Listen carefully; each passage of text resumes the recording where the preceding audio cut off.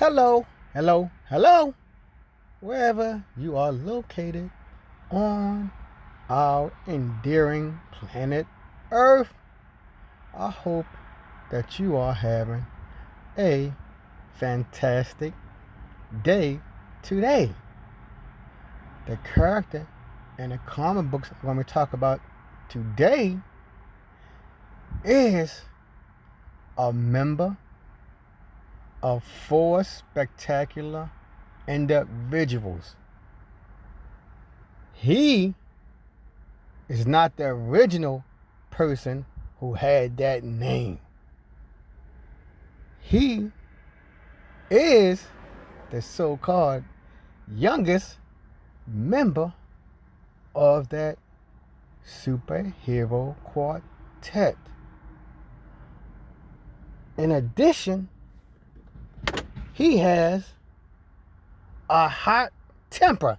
So I'm giving you clues I'm talking about already.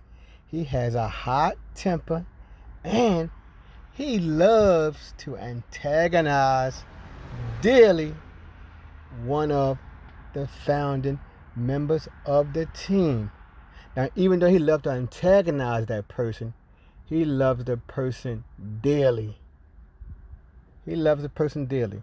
So by now, by my little clues, you know I'm going to be talking about the hothead, the quick-tempered, the dazzling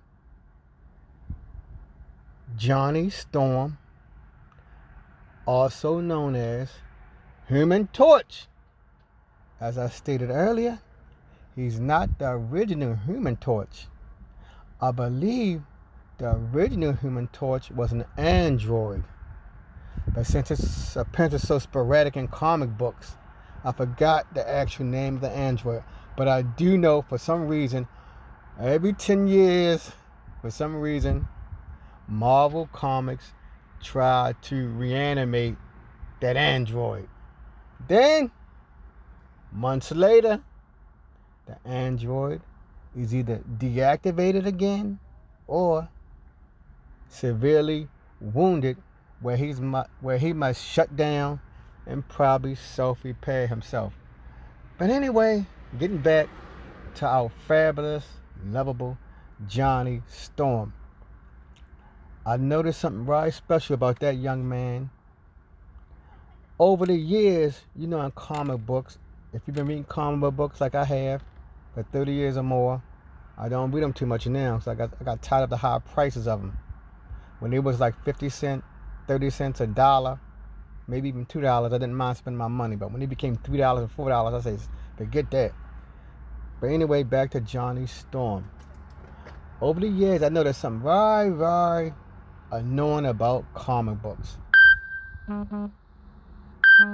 Now, I was around in the 1980s when Marvel Comics made that special book that no other comic book vendor ever made.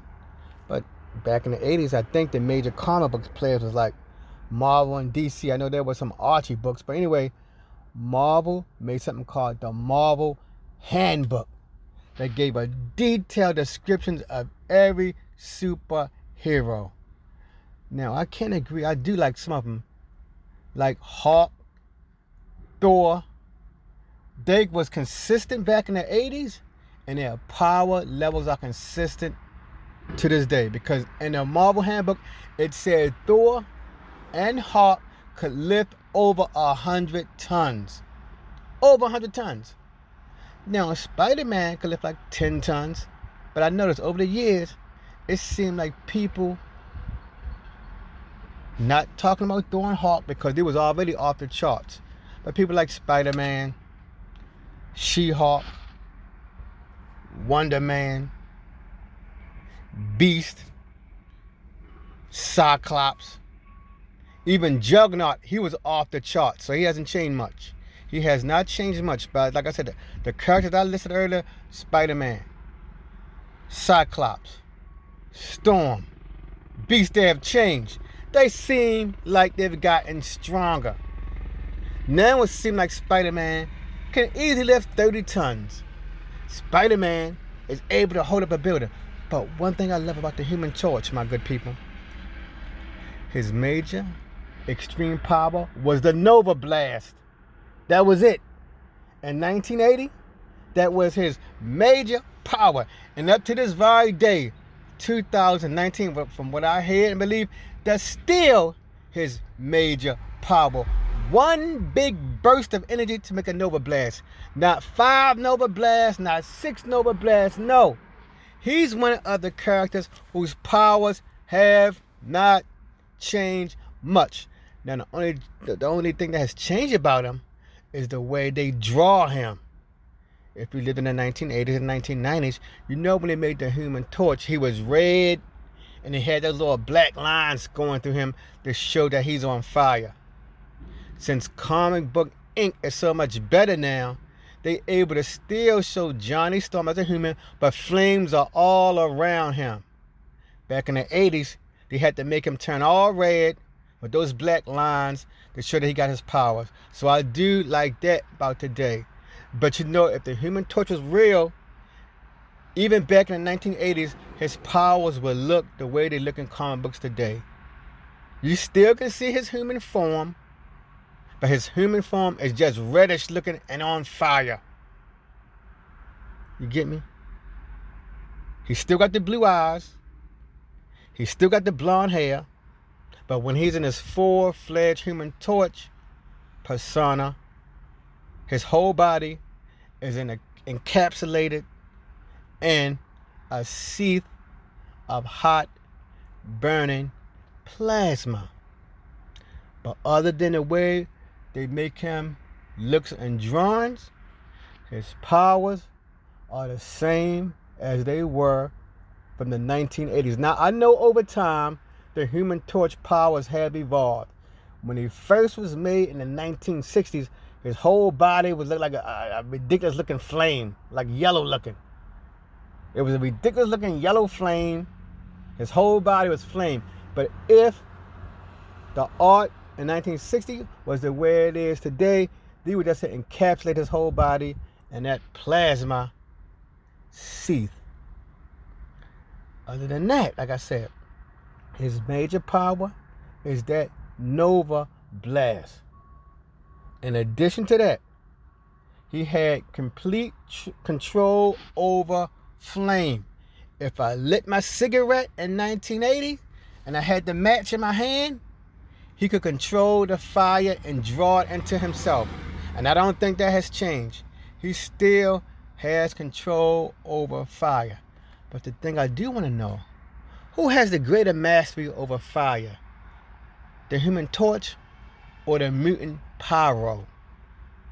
Maybe the mutant Pyro has a greater mastery of flame because that is his natural inborn ability.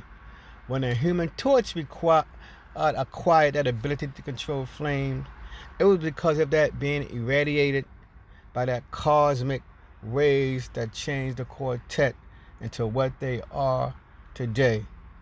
He can control flame. He can make flame objects in the 1980s. Oh, but there is one thing that has changed about the Human Torch. One thing. When I read about him in the 1980s in that Marvel Comics, he was only able to fly 120 miles per hour. So they have upgraded his power. Now he can fly at supersonic speed. But if he can fly at supersonic speeds, how in the world can he breathe? I don't think his body has adapted for him to breathe at supersonic speed because he don't have no superhuman strength. He don't. And because of his heat powers, he can fly high up into our atmosphere where it's cold. As you know, everyone would like to fly. We all say we would like to fly. But the question that you should say, or what you should state in rewording, if I could fly, I would like my body to still be able to adapt to the different heights I'm flying at. And I still want to look human.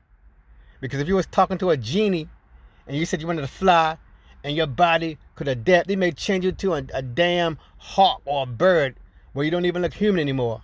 So you gotta say, if you had the power, I want to still look human. I want to still be fully human, but I just want my body to be able to adjust to different heights.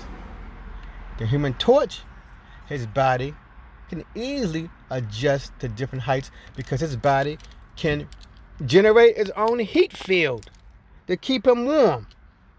But like I said, that's the major difference. His powers, his flame powers are still the same. The only thing they did for him now, it is make him fly at supersonic speed. So I guess that is an increase in his power. So they didn't stay truly with the 1980 version of Marvel Comics. And here's one more thing. If he can fly at supersonic speed, how in the world does he keep his flame alive? But I know his oxygen is still around him. But if he can fly at supersonic speed, doesn't the oxygen level get diminished? I don't know. Maybe somebody who got a degree in physics can tell me about that. Anyway, I'm done. If you found my discussion enlightening and entertaining about Johnny Storm, give me a thumbs up. If you got any comments to add about our lovable Human Torch, leave a comment. If you would like to share this with a person who loves the Fantastic Four, or anybody who has a fixation with the Human Torch, share. Peace.